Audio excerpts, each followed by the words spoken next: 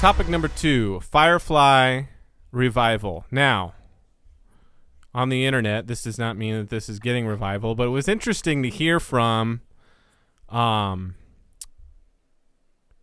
Fox Broadcasting President of Entertainment, David Madden, recently talking to Rotten Tomatoes and told them that he would consider doing it if Whedon wanted to do it, which is awesome because, let's be honest, Firefly is one of the best sci-fi TV shows that has been on in decades. God, it was so good. You got the best of the Whedon's writing. He's just so great, ensemble writing and inner conflict, and I still love that movie Serenity. It was a nice love letter that we got instead of the series continuing. And I remember Whedon saying at some point, like, even if all the stars aligned and we were able to do it again, I don't even know if we would, because you don't have those same people or the same crew or the ship. You know, you have to build the ship again. Would even want to do it, but he did say then at a different time that talk to me after I'm done with Marvel for years of my contract and I've gotten to do some other stuff, and maybe then if the stars align. But when you got the president of Fox saying, hey, if Joss Whedon wants to, all I keep thinking about is, come on, rally the troops, get this show back on the air. Alan Tudyk can still do his little 2-minute thing on that Powerless show, whatever, who gives a shit. Well, I guess technically he died in the movie. Wash died in the movie. But it's sci-fi, right? Leaf on the wind. It's sci-fi. You always can find a way. I don't know. It just, when I read something like this, which is nothing more than, one sentence, but coming from a high up, I get so excited. And then I'm like, don't get your hopes up. That's just it. Don't get your hopes up. I was at WizardCon last year, and I saw Jewel State. I was actually VIP, so I actually got to sit in her lecture, and she talked and everything. I thought you were going to say got to sit in her lap. No, I do got an autographed picture with her, though, which is pretty cool. She talked about it. Tons of people asked about it. I mean, you got to realize what these actors that played Firefly, that show consisted of about 6 months of their life. The movie consisted of about 9 months of their life. Apart from that, they've been doing other things. Right.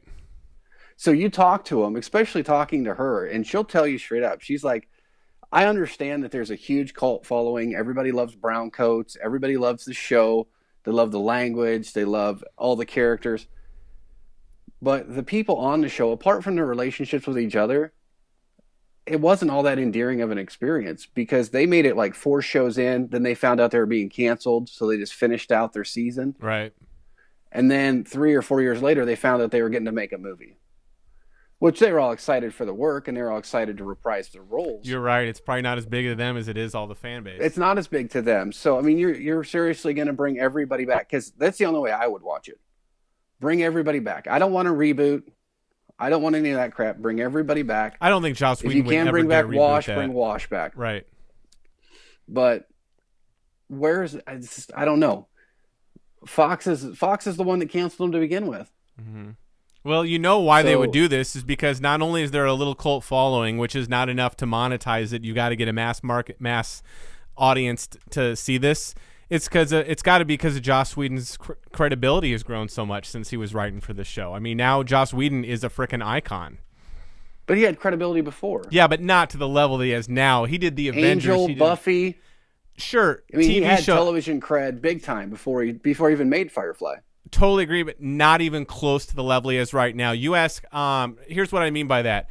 Your parents, grandparents, aunts, uncles, cousins, talk to 100 people in a room back when Buffy, and even when he wrote for Roseanne, and ask them who Joss Whedon is, and I guarantee almost nobody would know. After the Avengers, after Age of Ultron, his help with Marvel, that number has gone up to at least 30 to 40%. We're talking a huge jump. And I think with that, I mean, the fact that you can say Joss Whedon and put his name on the opening credits to a TV show and it will bring in millions of viewers to at least see what it is, I'm sure Fox would want to capitalize on that. Because I can't see this Fox executive all of a sudden saying, you're right, we shouldn't have canceled it. Let's go ahead and give it another shot 15 or 20 years later. I mean, come on. It's got to be his. Unless you're just trying to make splashes and headlines. Yeah, because I think he's in the works right now where he's co-producing a show. Who some television show that's going to be coming out. No, Josh Whedon. Oh, what's he doing next? I can't remember what it's called. He's doing something. He's doing some television thing. Mm-hmm. Did you see Dr. Horrible's sing-along blog? Well, yeah. Well, and the thing is he said in that too that he's so busy he can't even put the second Dr. Horrible out. Right. And that's more of a priority to him right now than reviving Firefly. Yeah. You're right. I mean, I know that this is a long shot. I want it. I want another one too. Uh-huh. I mean, the comics, they had a miniseries of the comics come out last year. It was 5 episodes or 5 issues. Did that take place after the movie or in between the movie and the series, or where did that take place timeline-wise? It took place after. After the movie or after the TV series? After the movie, after Serenity. Oh, after the movie. So, like, Wash is dead and... Yeah. Okay. Mel's dealing with it. Yeah. All that stuff. River's there. Yeah. You know what they could do? They could just do... well, I'm trying to think. How much time takes place between the series and the movie? You could always do that middle time. Yeah, I'm not sure on the chronology there. See? It's not that much time. It's a couple of years probably, though. Star Wars Episode 2 and 3 was only a 3-year difference, and we got 6 seasons of Clone Wars. We should have gotten 8, and then Disney bought Lucasfilm. So I'm just saying, knowing Joss Whedon and knowing his creativity and his talent, if he wanted to, he could write and find a way to make this work that would please the fans. Because he always wants to... And I think about that. He would only make something that he would want to watch himself. Yeah, in the show, he had a lot of flashbacks to when they were fighting the Alliance in the war. Yeah. So I mean, there was definitely those references. So there's enough he could bring in his back history for each character. Right. Because the movie really just kind of covered River and her brother. That summed up who they were more so than the series. Yeah.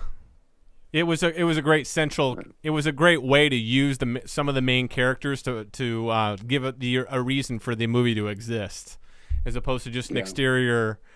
I think that was really great because probably if they wanted to get, again, more of a mass audience to see the movie that didn't see the TV show, you kind of got to do it in a way that assume that nobody knows who these characters are, which he did it great because you could go into that movie never seeing the TV show and still loving it.